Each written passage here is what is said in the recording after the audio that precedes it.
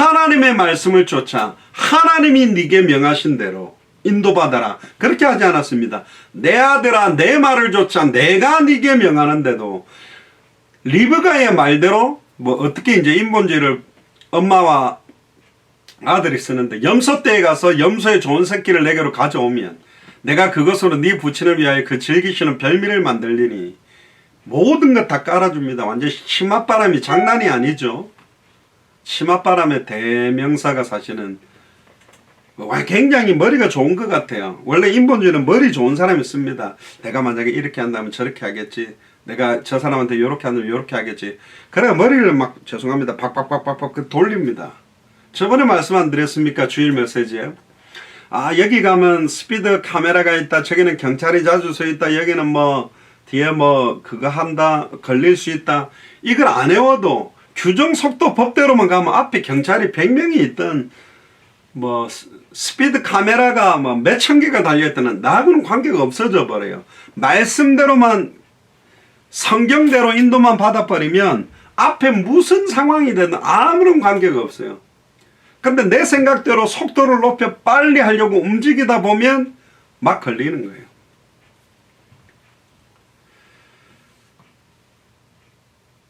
11절에 보면 야곱이 그 모친 리브가에 이르되 내 형 에서는 털 사람이요 나는 매끈한 사람인데 아버지께 나를 만지시면 내가 아버지께 속이는 자로 보일지라 복음 고사하고 저주를 받을까 하나이다. 그러니까 벌써 속이는다, 자기가 속이고 있다라는 걸 알고 있어요. 이걸 잘못하면 저주를 받을 것도 알고 있다니까. 그래도 계속 합니다. 내 아들아 너희의 저주는 내게로 돌리리니 내 말만 쫓고 가서 가져와라. 인본주의를 쓰니까 이렇게 담대해집니다. 네가 저주받으면 내가 받을게. 쓸데없는 소리 하지 말고 내 말 듣고 빨리 가서 갖고 와. 인본주의를 쓰면 아무것도 안 보여요. 장기를 두면 하수가 옆에서 훈수를 뚫을 수 있을 정도로 저 분명히 죽는데 저거 먹으면 안 되는데 바보같이 먹어. 왜 먹습니까? 그것만 보이는 거예요. 전체 인생 전체를 향한 하나님의 언약과 계획을 보는 게 아니라 내가 딱 정해놓은 것만 딱 보이는 거예요. 그러니까 너무 바보 같은 짓을 합니다. 내 말만 줬고 가서 가져와. 그가 가서 취하여 어미에게로 가져왔더니 그 어미가 그 아비의 즐기는 별미를 만들었더라. 그리고는 이제 축복해주고는 이삭이 만져보니까 이거 목소리는 야곱인데 몸은 에서로다. 그러니까 축복해주죠. 나중에 에서가 와가지고 야곱에게 축복했던 게 난리가 나서 이제 형이 동생을 죽이려고 하고 죽을까봐 또 도망가고 난리가 납니다. 인본주의 써가지고요.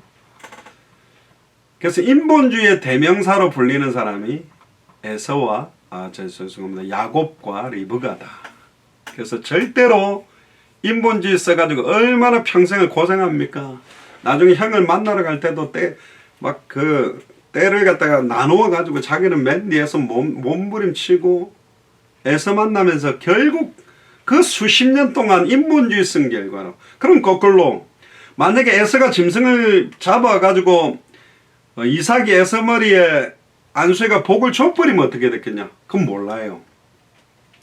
에서가 그 짐승을 잡아왔을지 안 그러면 인본주의를 안 썼을 때 에서가 어떤 다른 일을 만났을지 모르지만 사실은 야곱과 리브가는 인본주의를 철저히 써서 굉장히 또 고생하게 되는 사람들이 사실은 야곱과 리브가입니다. 두 번째는 또 한 사람은 아론입니다. 출애굽기 32장 1절에 보니까 모세가 시내산에 들어가지고 기도합니다. 근데 40일쯤 돼갖고 안 내려오는 거예요. 그러니까 아니 우리를 인도하던 지도자가 지금 죽은 것 같다. 일어나라. 우리를 인도할 신을 우리에게 만들라. 모세 곧 우리를 애굽 땅에서 인도해낸 사람이 어찌 되었는지 알지 못하겠다. 출애굽기 32장 1절에 오니까 그러면 아론이 아니다. 아니 홍해를 가르고 불과 구름 기둥의 어마어마한 역사를 본 사람들이 모세가 한 40일 안 내었다고 죽은 거 아니냐. 곧바로 사람들의 말, 대중의 말을 듣고 아무리 대중들이 막 이야기를 한다고 할지라도 사실은 하나님의 뜻에 안 맞으면 맞서야 되는 거예요. 그게 바로 제사장이잖아요. 우리를 인도할 신을 우리를 위해 만들어라. 아니, 신을 만들어낸다는 게 말이 돼요? 그러니까 우상이 말이 안 되는 겁니다. 하나님이 만들어 오는 피조물이 섬기는 걸 보고 우상숭배라 그래요. 모든 피조물은 유일하신 창조주 하나님만 섬겨야 되거든요. 뭐라고 이야기는, 그러니까 이스라엘 민족의 영적 상태가 이 정도 수준밖에 안 돼요. 6월절 어린 양 피 바르고 10가지 장을 체험하고 홍해를 가르고 건너왔지만 수준이 건너왔지만 수준이 이 정도인 거예요. 우리를 애굽 땅에서 인도해낸 사람, 우리를 인도할 신, 우리를 위하여 만들어. 그럼 아니다. 우리를 인도하여 내신 분은 여호와 하나님이다. 그분은 영이시니 우리의 손으로 만든 것에 하나님이 거하지 않는다. 우리는 하나님을 온전히 섬겨야 된다. 이렇게 말했는데 2절에 보서 그런 소리 하나도 안 해요. 바로 아론이 그들에게 이르되 너희 아내와 자녀의 귀에 금고리를 빼어 내게로 가져와라. 모든 백성이 그 귀에서 금고리를 빼어 아론에게로 가져오매 아론이 그들의 손에서 그 고리를 받아 부어서 각도로 새겨. 누가 만들었다고요? 제사장이 만들어요. 아론이 그 고리를 부어서 각도로 새겨 송아지 형상을 만드니 그들이 말하되 이스라엘아, 이는 너희를 애굽 땅에서 인도하여 낸 너희 신이로다. 이 소에 대한 신은요, 애굽에 있던 형상이거든. 그동안에 봐왔던 모양대로 딱 만들어 놓은 거예요. 완전히 인본주의의 인본주의라고 하는, 이건 완전히 우상숭배를 조장하는 제사장이 된 겁니다. 이건 목회자들이 조금만 잘못하면 진짜로 예수 그리스도로 믿고 순종하게 될 거냐, 안 그럼 신앙생활도 아니고 이거는 막 우상숭배적인 교회생활, 완전히 목사를 거의 신격화해가 따라가거나 교회가 완전히 인본주의 극치에 전당이 돼버리게 만드는 존재가 바로 제사장들이다. 그리고 5절에 보니까 아론이 보고 그 앞에 단을 쌓고 이에 공파에 가르는데 내일은 그러면서 송아지를 놓고 여호와의 절일이래요. 심지어 6절에 그들이 일찍 일어나 번제를 드리며 화목제를 드리고, 이 번제를 하나님이 받습니까? 이 화목제를 하나님이 화목하게 받으실까요? 앉아서 먹고 마시며 일어나 뛰어놀더라. 그 눈에 보이는 금송아지 하나 만들었다고 눈에 보이는 거, 잡히는 걸 원하는 거. 눈에 안 보이는 하나님은 모르겠다. 눈에 보이고 잡혀야 이걸 믿는 수준인 겁니다. 그러니까 7절에 보세요. 여호와께서 모세에게 이르시되 너는 내려가라. 네가 애굽 땅에서 인도해낸 네 백성이 부패하였다. 그들이 내가 그들에게 명한 길을 속히 떠나 자기를 위하여 송아지를 부어 만들고 그것을 숭배하며 그것에 희생을 드리며 말하기를 애굽 땅에서 인도해낸 너희 신이라 하였도다. 그러면서 9절에 내가 이 백성을 보니 목이 곧은 백성이다. 목이 곧다는 말은 뭡니까? 교만한 거지. 교만한 사람들이 다 막 일 안 합니까?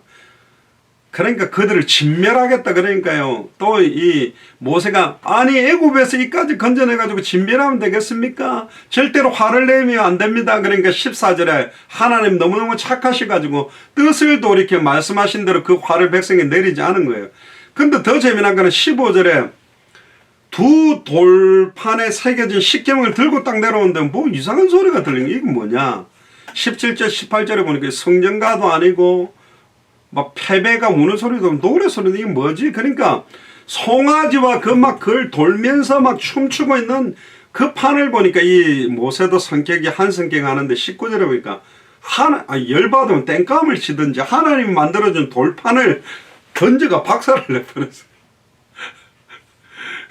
옛날에 어떤 제가 아는 어릴 때 그 아는 아저씨는 축구하다가 지면 옛날 브라운관 TV 있잖아요. 들어갖고 막 던져버리는 거예요. 졌다고. 그 다음에 또 축구하면 그 고체가 또 보고 있어요. 성격이, 모세도 성격이 좀 더러웠던 것 같은데, 그 돌판 놔두고 뭐, 땡감을 치든지 무슨 몽둥이 만들고 두들 패는 이래야 되는데, 돌판을 던져 깨어버리는 거죠. 그리고 아예 그 만든 송아지를 불살라 부숴서 가루를 만들어 물에 뿌려서 금가루니까 좋겠다. 그게 아니고, 그걸 이스라엘 백성을 마시게 했습니다. 그리고는 아론에게 책망하죠. 21절에 어떻게 이 백성들에게 중죄에 빠지게 만들었냐. 그러니까 22절에 내 주여 노하지 마소서 이 백성이 악함을 당신이 아나이다. 너무 나한테 원해서 했다는 거예요. 이 얼마나 이게 안타깝습니까? 23절에 그들이 내게 말하기를 우리를 위하여 우리를 인도할 신을 만들어내라고 했습니다. 그래서 그 믿는 사람들을 나 빼라 했더니 그들이 내게 갖고 내가 불에 던졌더니 펑 하고 송아지가 나왔대요. 참 인본주의 쓴 사람의 답변이 이렇습니다. 모세가 먼저 백성이 방자하니 이는 아론이 그들로 방자하게 하여 원수에게 조롱거리가 사탄이 보고 얼마나 웃겠습니까? 아이고 사탄이 이 장면을 보고 얼마나 웃겠어요. 난장판인 거잖아요. 한마디로 말하면 죄송합니다. 세상으로는 그냥 개판인 거예요. 이 뭐 출애굽에서 자기가 완전히 그냥 우상들 다 무너뜨리고 막 홍해 갈라져가 나왔는데 지금 와가지고 하는 짓 보니까 사탄이 볼 때도 웃음이 나왔을 것 같아. 아이고 이러면서 그때 재미난 장면이 나옵니다. 26절에 보니까 모세가 진문에 서서 가로되 누구든지 여호와의 편에 있는 자는 내게로 나와라. 여러분들에게 주시는 메시지입니다. 그럼에도 불구하고 그 안에서 누구든지 여호와의 편에 있는 자는 내게로 나와라 하면 레위 자손이 다 모여서 그에게 나오는 거예요. 그래도 예배와 제사를 집내 아들 레위 지파 자손이 다 모여서 모세에게 나옵니다. 그때 27절에 이런 말을 합니다. 모세가 그들에게 이르되 이스라엘의 하나님 여호와께서 이같이 말씀하시기를 너희는 각각 허리에 칼을 차고 진 이 문에서 저 문까지 왕래하며 각 사람의 형제 각 사람이 그 친구를 각 사람 기웃을 도륙하라. 칼 가지고 다 죽이라는 겁니다. 골라서 죽이라는 것도 아니요. 그냥 이쪽 문에서 저쪽 문까지 가면서 보이는 사람들 전부 칼로 다 베라는 거예요. 이 완전히 인본주의 방조해갖고 쓴 아론 때문에 지금 이게 참 희한한 일이라는 거죠. 우상 만들어놓고 파티란 파티를 다 벌리고 술 먹고 난장판을 벌리고 있는데 와가지고 아니 칼 가지고 레위 지파가 짐승의 각을 뜨는 게 아니라 출애굽한 이스라엘 민족은 칼로 다 도륙했습니다. 28절에 레위 자손이 모세의 말대로 행하며 이 나라의 백성 중에 몇 명이 죽어요? 3,000명이 죽었습니다. 그때 29절은 모세가 이런 말을 합니다. 각 사람이 그 아들과 그 형제를 쳤으니 심지어 친 사람 중에 자기 아들도 죽었을 수도 있습니다. 자기 형제들도 죽었을 수도 있습니다. 나는 내 아들을 안 치고 나는 내 형제를 안 쳤지만 다른 레위 지파가 모르고 다 죽여버릴 수도 있기 때문에 오늘날 여호와께 헌신하게 되었다. 그가 오늘날 너에게 복을 내리시리라. 헌신했다고 말합니다. 우상 숭배한 자기 민족을 칼로 다 죽였는데 이게 영적인 헌신이요. 진짜 인본주의 쓰지 않고 하나님의 절대적인 주권을 믿고 예수를 그리스도로 믿는 온전한 믿음으로 되지 않는다면 인간적으로 죽이는 것보다 더 심각한 상태가 되기 때문에 아예 몸과 영혼을 능히 멸해버릴 수 있는 하나님을 섬기는 게 얼마나 소중한 건지를 깨닫게 하는 장면입니다. 그리고 세 번째 인본주의를 쓴 극치의 사람이 마가복음 14장 10절부터 나오는 가룟 유다입니다. 여러분 가룟 유다 너무 잘 알죠. 은 30개를 받고 예수님을 팔게 되는데요. 사실은 은 30개가 필요해서 팔았다라는 것도 있는데 또 어떤 각도로는 이 가룟 유다가 가만히 보니까 더 큰 걸 원했을 것 같아요. 결과론적으로 볼 때 왜 그럼 가룟 유다는 자살을 했을까? 예수님 십자가도 잘 죽었네 하고 은 30개 갖고 잘 먹고 잘 살면 되는데 왜 도로 회당 안으로 던져놓고 자기는 목을 매가 자살을 했을까? 아마 가룟 유다가 계산이 머리가 잘 돌아가는 사람이라 저 예수님 따라다니면 한 자리 하겠구나. 그래 재정도 맡았는데 근데 왜 저 능력을 가지고 빨리요 본디오 빌라도나 로마 사람들 군병들을 갖다 저 능력으로 쳐버리고 이스라엘을 아예 큰 나라로 세워주면 자기가 뭐 장관 한 자리 할 건데 왜 저렇게 있지? 그러니까 능력을 쓰게 만들려고 일부러 로마 군인들에게 팔아서 딱 잡히면 능력을 써서 그들을 쳐버리든지 풍랑을 잠잠케 하고 안전병을 일으키고 눈먼자 눈을 뜨게 하고 귀신을 쫓아내는 능력이 있으니까 꺾어버릴 거라고 생각을 했는데 웬걸요? 십자가에 달려 비참하게 나의 하나님 어째 나를 버리시냐니까 하고 죽어버리는 거예요. 거기에 양심의 가책을 느꼈을 수도 있습니다. 그러니까 어떤 면에서는 인본주의 극치를 썼던 사람 중에 한 사람이 사실은 가룟 유다라고도 볼 수 있고요. 또 마지막으로는 사도시대 때는 아나니아 삽비라가 있습니다. 사도행전 4장 32절에 보면 초대교회가 믿는 무리가 한마음 한뜻이 돼 이럴 수밖에 없는 게 유대사회에서 차단이 되니까 예수를 그리스도로 믿는 사람들끼리 뭉쳐서 할 수밖에 없는 거예요. 모든 물건을 서로 통용하고 제 재물을 조금이라도 제 것으로 하는 이가 없었어요. 그러니까 34절에 필접한 사람도 없고 밭과 집에 있는 자들이 팔아 그 판 것의 값을 가져다가 사도들 앞에 두어서 각 사람 필요할 때나 나누어 주는, 어떤 면 공산주의들이 말하는 진짜 함께 벌어서 함께하는 그런 있을 수 없는 형태의 생활을 하게 만든 겁니다. 그때 36절에 사도행 4장 36절에 구브로에서 난 레위인이 있는데 요셉, 사도들이 일컬어 바나바라 하니 번역하면 권위자라. 여러분들 사도 바울하고 팀이 됐던 바나바죠. 사도는 아닌데 사실은 사도의 역할을 하는 사람이었습니다. 근데 37절에 그가 밭이 있음에 팔아 값을 가지고 사도들 앞에 두는, 그러니까 사람들이 그 바나바를 갖다 굉장히 이렇게 높였죠. 와, 어떻게 자기 밭을 팔아서 저렇게 하냐, 막 칭송하고 높이니까 그걸 사도행전 5장 1절에 아나니아라는 사람이 그 안에 삽비라로 더불어 소유를 팔아 자기도 팔아 그 값에 얼마를 감추며 아내도 알더라.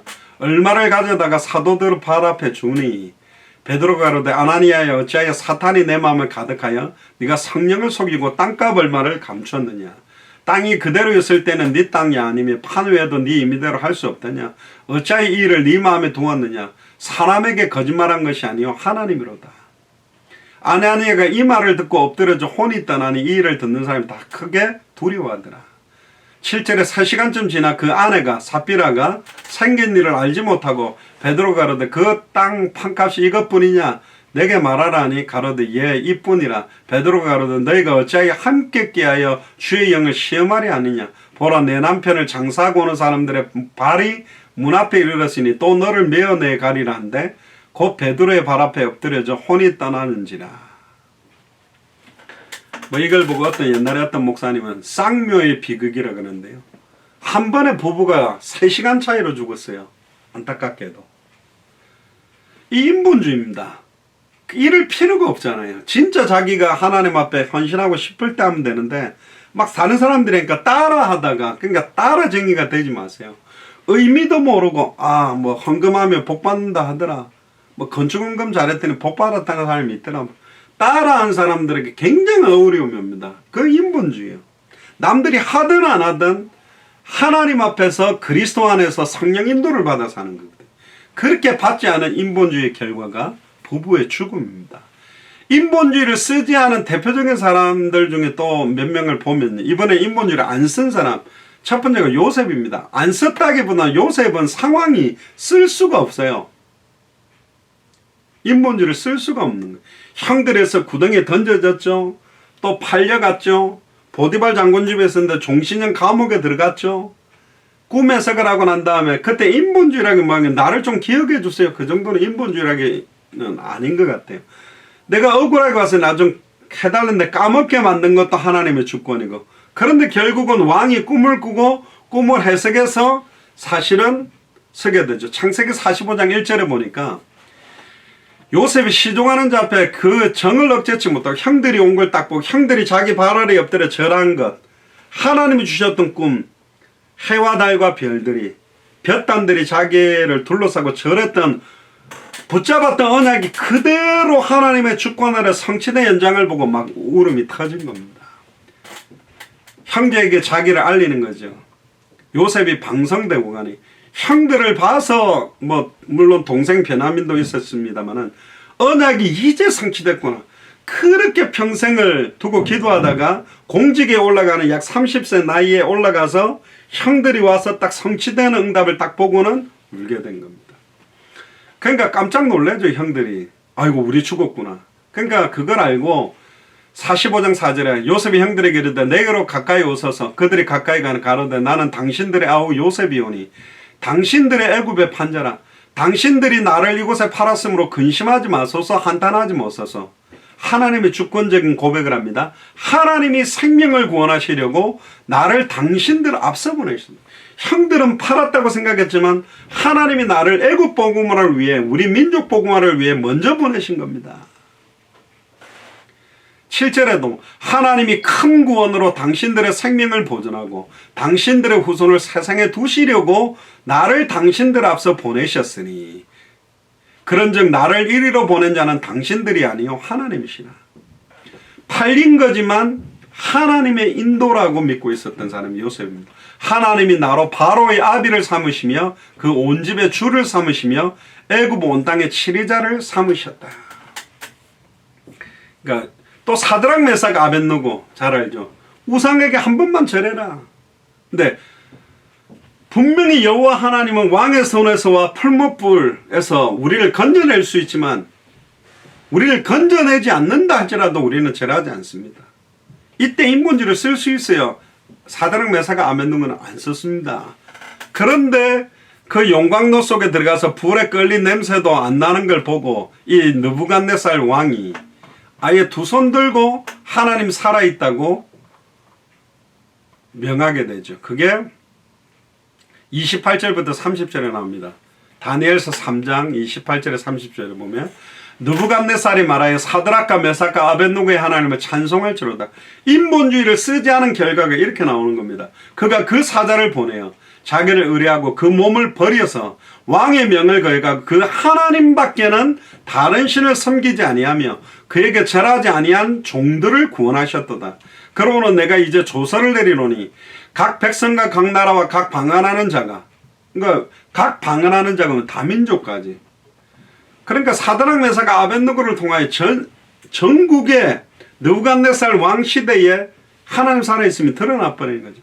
하나님을 설만이 말하거든 거슬려 대적해서 말하거나 비아냥거려 말하거든 그 몸을 쪼개고 그 집으로 걸음터를 삼을지니 이는 이같이 사람을 구원할 다른 신이 없습니다. 사도행전 4장 12절의 고백입니다. 천하의 구원하들 다른 이름 없다. 왕이 드디어 사드락 메삭과 아벳느고를 바벨론 도에서 더욱 높였다. 그리고 오늘 나오는 다니엘 6장에 다니엘이 인본주의를 쓰지 않았습니다. 1절부터 한번 보시면 이제 다리오 왕 시대가 되어서 방백 120명, 지방자치대처럼 시장 같은 그런 거겠죠. 도지사. 그 위에 총리가 있잖아요. 국무총리. 근데 3명을 둔 거예요. 그 중에 한 명이 다니엘입니다. 근데 다니엘은 마음이 민첩하다. 정신이 뛰어나고 굉장히 어떤 순발력도 있고 판단력도 뛰어나서 총리들 나머지 2명 중에도 최고로 방백들 장관들 중에서 뛰어나니까 아예 그들 중에서도 제일 그냥 최고의 바로 측근으로 세워서 전국을 다스리고자 하는 거예요. 근데 이 다니엘은 포로로 잡혀온 존재인데 저 뭐야 굴러온 돌이 박힌 돌 빼네. 그러니까 열받아가 총리들하고 방백들 아예 어떻게 하면 저 다니엘을 갖다가 무너뜨릴까 막 여러 가지를 찾은 거예요. 근데 아무 틈 아무 허물을 얻지 못했다. 대단하죠. 우리가 이렇게 살면 참 좋아요. 여러분들 막 털어서 먼지 나오지 않는 사람이 없는데 털어도 다니엘이 먼지가 없는 거예요. 비리가 없는 거라. 그러니까 평상시 삶을 철저하게 성령인도 속에 하나님 앞에서 그리스도 안에서 성령인도 속에 살았던 겁니다. 그러면 모함을 안 당하냐? 그래도 모함 당합니다. 그가 충성되어 아무 그릇함도 없고 아무 허물도 없습니다. 우리는 조금만 열어도 부족한 것들이 많을 건데 아무리 털어도 없는 거예요. 그때 한 가지를 얻은 거예요.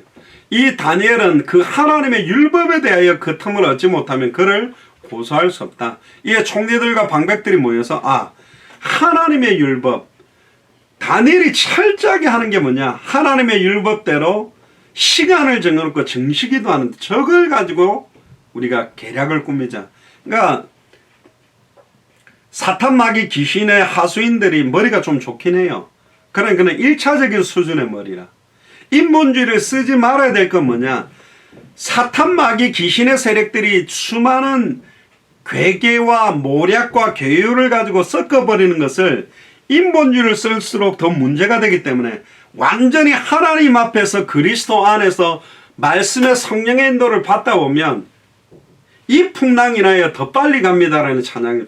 사탄은 풍랑을 쳐서 우리를 침몰하게 만들지만 하나님은 침몰하지 않도록 만들어서, 여러분들 풍랑 받아가지고 배가 간다면 얼마나 더 빨리 갑니까?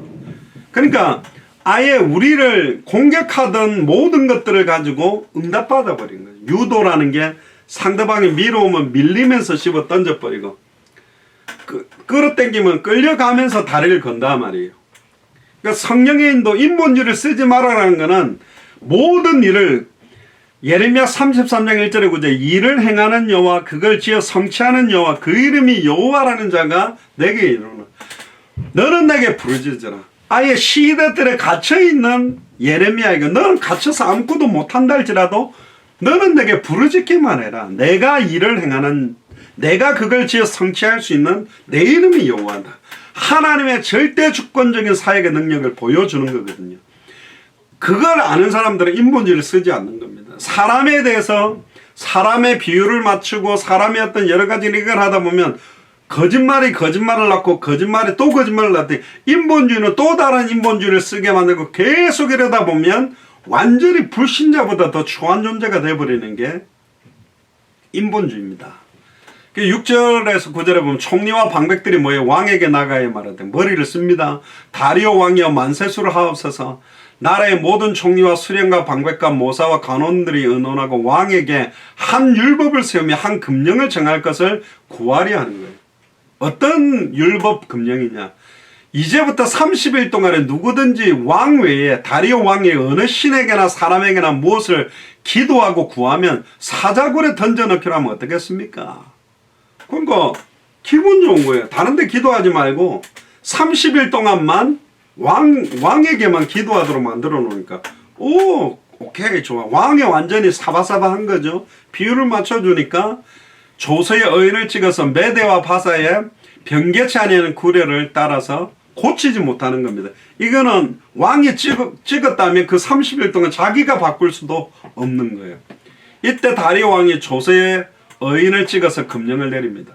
그때 다니엘이 이 조서의 의인이 찍힌 걸 알고도 분명히 30일 동안의 시간을 정해놓고 기도하면 우리는 정시기도 하다가 빼먹기도 하고 안 하기도 하고 힘들어하기도 하잖아요.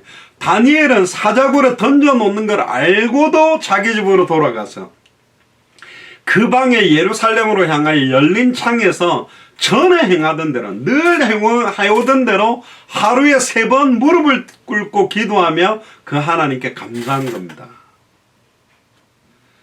그럼 만약에 다니엘이 이때 인본주의를 썼다면 어떻게 했을까요? 빨리 왕에게 가야지.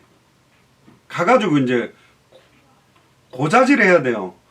왕이여 사실은 저 사람들이 나를 갖다가 시기 질투를 해가지고 나를 죽이려고 이렇게 만든 겁니다. 이걸 어떻게 해야 되겠습니까? 막 이렇게 왕에게 이야기하는 인본주의도 있고요. 또 인본주의의 가장 안전한 인본주의 방법은 뭐냐? 30일 동안만 기도 안 하면 돼요. 그렇잖아요? 30일 동안 안 하고 31일 차부터 기도하면 돼. 그러면 살 수 있잖아요. 그런데 이 다니엘은요, 사람 앞에서 기도한 게 아닙니다. 자기 집으로 돌아가서 그 방에 예루살렘을 향했다는 말은 하나님이 계시는 성전, 하나님을 향하여 열린 창, 늘 열어놓고 있는데 닫아놓고 하면 못 보잖아. 근데 사람이 보든 말든 관계없이 그대로 또 동일하게 열어놓은 거예요. 아, 이게 계략이 있는데, 올가미가 있는데, 덫이 있는데도 그대로 빠져주는 겁니다. 왜? 하나님이 어떻게 일을 행하고 하나님이 어떻게 그걸 지어 성취하는지. 그래서 어떤 면에서는 수단 방법을 막 쓰는 것보다 어떤 면에서는 가만히 있는 게 훨씬 나을 수 있어요. 가만히 말씀을 따라 인도를 가고 받고 철저하게 인본주의를 절대로 안 쓴 사람이 누구냐? 다니엘입니다. 인본주의를 안 쓰는데 머무르는 것이 아니라 전에 행하던 대로 말씀대로 내가 늘 성령 인도 받아왔던 대로 인도받은 사람이 누구냐? 다니엘입니다. 그러니까 인본주의를 안 쓴다는 말은 그냥 멍하게 가만히 있는단 말이 아니라 말씀의 인도대로 전에 행하던 대로 인도받던 대로 하루에 3번씩 무릎 꿇고 기도하며 하나님께 원통하게 기도한 게 아니라 감사한 거예요. 그러니까 11절에 그 무리들이 모여 다니엘이 자기 하나님 앞에 기도하고 간구하는 걸 11절에 하는 걸 보고 이야기하는 겁니다. 그러니까 왕이 당황한 거죠. 14절에 보세요. 왕이 이 말을 듣고 그로 인하여 심히 근심하여 다니엘을 구원하려고 마음을 쓰고 그를 건드리는 힘을 다해 해가 질 때까지 어떻게 하면 이거 건져내지, 왕도 온갖 수단을 다 써보지만 안 되는 거예요. 그러니까 한 번 더 다그칩니다. 15절에 이거는 변개치 못하는 겁니다. 그러니까 16절에 다니엘을 끌어다가 사자굴에 던져넣은지라. 그러면서 왕이 다니엘에게 하는 말이 굉장히 중요합니다. 16절에 보세요. 너희의 항상 섬기는 네 하나님이 이를 구원하시리라. 늘 하루에 3번씩 항상 다니엘이 하나님을 섬긴다는 걸 불신자 다리오 왕도 알 만큼 그리고는 던져놓은 겁니다. 그리고 18절에 이 왕이 다리오 왕이 다니엘을 얼마나 아꼈는지 이 정도로는 충성되게 했습니다. 주일 메시지 전 불신자 상관에게 눈가림만 하고 아웅하지 말고 그리스도께 하듯 죽게 하듯 하라는 이유가 이겁니다. 18절에 왕이 궁궐에 돌아가서는 밤이 맞도록 금식하고 그 앞에 기약을 거치고 침수를 피하니라. 먹지도 않고 자지 않고 버틴 거예요. 하루만 딱 지나고 해가 딱 뜨면 하루만 견뎌내면 그 사람은 살아날 수 있기 때문에 19절에 왕이 새벽에 일찍 일어나 급히 사자굴로 뛰어간 겁니다. 이 다리오 왕이 뭐라고 합니까? 20절에 보세요.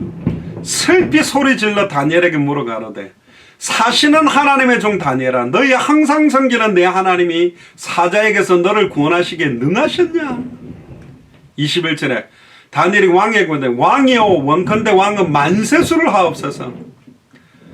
나의 하나님이 이미 그 천사를 보내어 사자들의 입을 봉하셨으므로 사자들이 나를 상해치 아니하였사오니 이는 나의 무지함이 그 앞에 명백하옴이며 또 왕이여 나는 왕의 앞에서도 해를 끼치지 아니하니. 성령 인도의 결과가 뭐냐? 왕이 내린 그 법도 완벽하게 지키고 왕도 어려움이 없게 만들고 자기도 죽지 않는 모든 것들이 완벽하게 응답되도록 하는 것이 바로 성령 인도의 결과입니다. 그러니까 23절에 왕이 심히 기뻐서 명하여 다니엘을 굴에서 올리라 하며 그들이 다니엘을 굴에서 올린 즉 그 몸이 조금도 상하지 아니하였으니 왜 상하지 않느냐? 성경에 이렇게 씁니다. 그가 자기 하나님을 의뢰하였습니다. 진짜로 하나님을 믿었어요. 진짜 다니엘은 예수님을 그리스도로 믿었어요.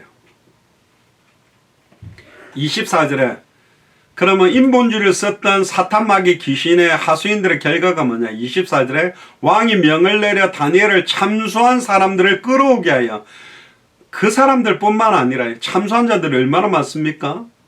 총리 2명과 방백들, 그러니까 아예 지금으로 말하면 장관들, 도지사, 시장들 전부 다 죽은 거예요. 그들뿐만 아니라 그들의 처자들과 함께 아내와 자식들 그냥 아예 씨를 말려버린 겁니다. 사자굴에 던져넣게 했더니 그들이 굴 밑에 닿기 전에 사자가 곧 그들